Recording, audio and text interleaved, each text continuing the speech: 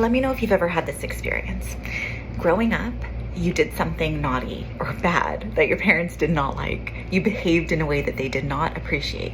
And what they did is they, in some way, shape, or form, took their love away, right? They said to you in some way, I'm not going to talk to you right now. I'm going to give you a timeout. I'm not going to interact with you. I'm not going to hug you. I'm not going to give you dinner or dessert. In some way, as their form of discipline, they would take their love away from you. At least that's how it felt when you were a kid. Well, what I'm noticing with a lot of my clients is they do the same things with each other, right? So when things are going well, they're hugging, they're kissing, they're smiling bright, they're showing their partner, I love you, in so many different ways. But as soon as they're disagreeing, as soon as they have a misunderstanding or a disagreement, they start to take that love away. They stop smiling, they stop speaking to each other, they definitely don't hug, they don't cuddle. It's like there's something that's just stopping them from connecting when they're upset. And my challenge to you is, even if you're upset, I want you to smile at your partner. I want you to hug your partner. I want you to cuddle and connect.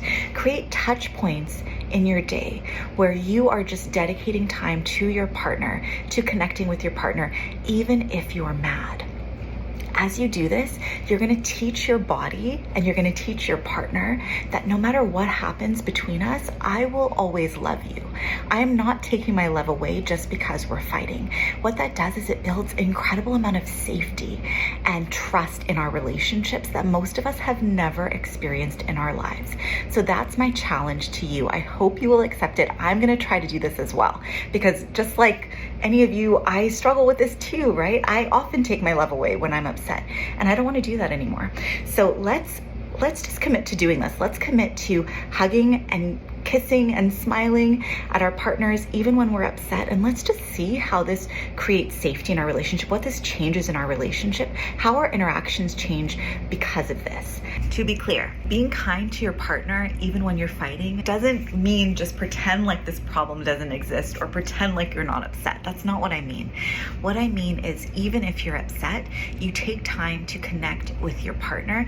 What this does is it helps you to actually feel less upset, because when you're connected, you're able to give your partner the benefit of the doubt, and you're also able to more likely be heard when you tell them what's upsetting you. When you can show up in a kind way, connect with them, hug them, let your own system calm down, and then chat with them about exactly what it is that upset you, you will find that they're actually more receptive, because the way that you show up when you're being kind, when you're loving them anyway, is going to be more softer, more gentle than if you were to show up guns blazing and feeling really hot and heavy, right?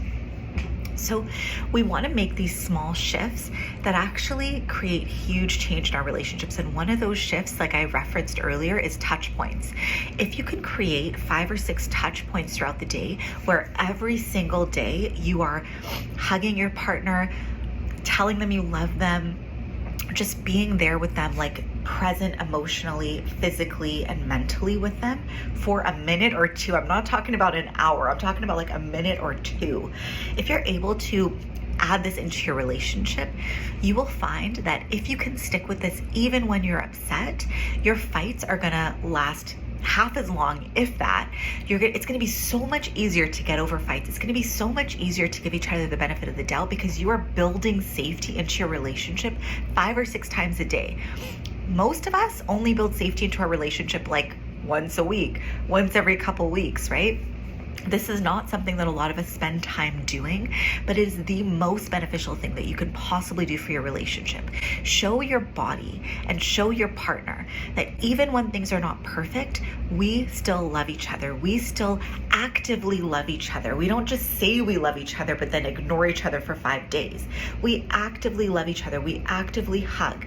We actively kiss. We actively sit next to each other on the couch. And we don't just take our love away because something upset us. We don't do that in our relationship. In our relationship, we love each other no matter what. And that love, that foundation of security, that foundation of trust that builds will help you to be able to communicate more effectively when things are going wrong. And not only that, you'll find that your partner is much more willing and able to change their behavior in a positive way, because there's so much goodwill built when you can say to your partner, even though I'm really upset, I still just love you to pieces. Like, that is the most powerful thing that someone can hear. I'm upset by this thing that happened between us, but I still adore you. How great would it be to hear that from your partner? Most of the time when our partner is upset with us, we're actually not sure if they still love us. And that can feel very unsafe, because we are always wondering, do you love me? Do you want me? When I call you, are you going to pick up? That's what we're always wondering. That's the question that we want answered in our relationship. So when you can be there for your partner in this way, it will help your relationship so much more than I can even describe here effectively with words. So just try it. Try it. Let me know how it goes. I'm going to be trying it too. I'm going to be trying it alongside you, because this is something that I, of course, need to work on myself.